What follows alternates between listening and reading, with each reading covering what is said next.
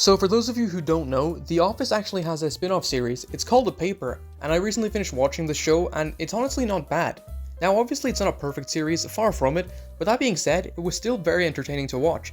But before I get into what I liked about the show, I'm going to talk about what I didn't like. So in my opinion, the show's biggest problem is that at first, it tried too hard to seem like The Office. From the very first episode, we see Bob Vance, we see Oscar, we get tons of references to its predecessor. Even the characters just feel like worse versions of the characters we already know and love. Mare is quiet and unsure of herself like Pam, Adam is dumb like Kevin, Esmeralda is very out there and kind of annoying like Michael, and Barry is like a weird mix between Creed and Stanley. Even this character named Ken, who at first I thought was going to be like an actual threat to Ned, the protagonist, but he ended up just being a sad loser who sucks up to his boss. So in that way he's kind of like Dwight, except Dwight was actually a very funny and interesting character, whereas this guy is just annoying and has no real redeeming qualities. And also he's British. In fact, Ned is really the only character in the show that didn't feel like a copy of another character from The Office when he was first introduced.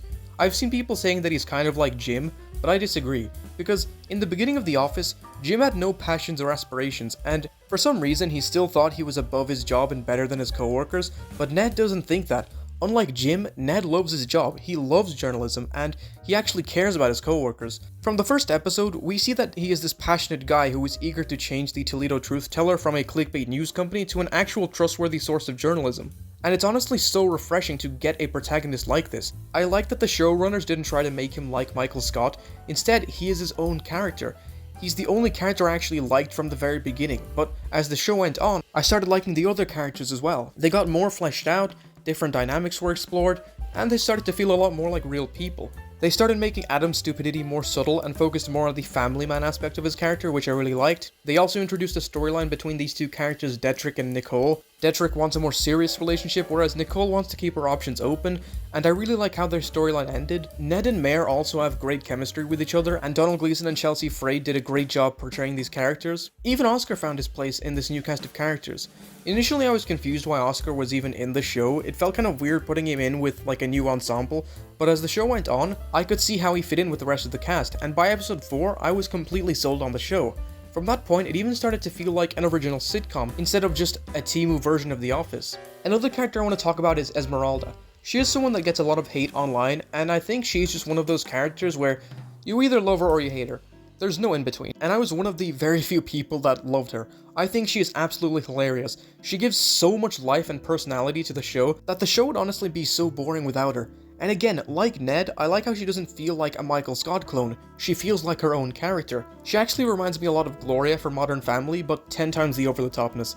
Did I find her annoying sometimes? Yes, but I can look past that because at the end of the day, she gives such a unique and funny vibe to the show that it honestly doesn't matter. The second half of the show is a big improvement to the first, but that being said, the second half also has another problem that I want to talk about, and that is the ending. It ends with the Toledo Truth Teller winning a bunch of journalism awards, and this just felt so rushed to me. Because in the beginning of the show, we see how incompetent the Truth Teller is. Most of its workers weren't even journalists before Ned came in, and that was only 10 episodes ago. There was barely any build up to the finale, so in the end it just didn't feel earned. This is something that should have happened during season 3 or 4, but instead it happens in season 1, which feels way too early. Another important thing that happens in the final episode that I think the showrunner should have saved for later is Ned and Mare's first kiss. What makes first kisses in sitcoms feel so rewarding is all the build-up leading up to that moment.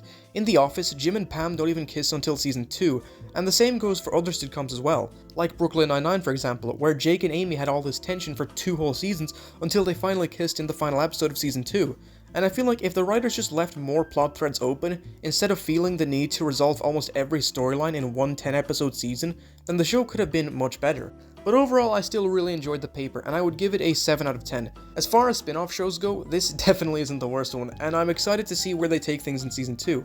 Anyways, those are just my thoughts on The Paper. If you've also seen the show, let me know what you thought of it down below in the comments, and I will see you guys in the next video.